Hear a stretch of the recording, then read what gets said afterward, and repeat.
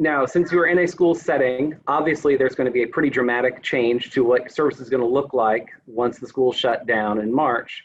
So what have you been doing and the other members at NCCAP been doing with your service in response to COVID and the school closures? Well, for me and the other AmeriCorps member at East, our job didn't really change, or I should say our job description didn't really change during COVID-19. We were still, the ALC resource at Wausau East. The only difference was that we were virtual. And it's an unfortunate case because normally when we were sitting, we usually sit, right next to our students at a table in the resource during the class period.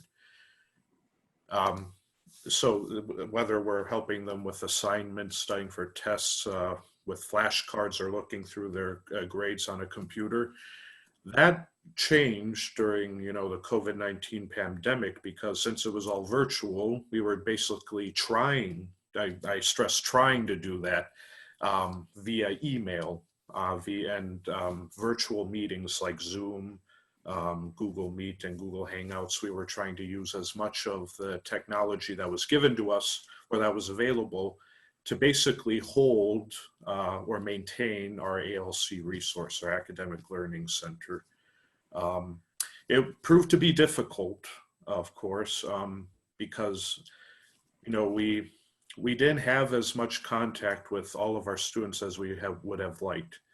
This was due to a wide array of circumstances, of course. Some students did not have access to internet. Some students, had, busy or difficult, home lives, unfortunately. So we always talked about how, our school generally, not just Wausau East, but generally school is sometimes the most certainty that a student or a kid can get in their, throughout their day. So it was difficult trying to get in contact with many of our students, unfortunately.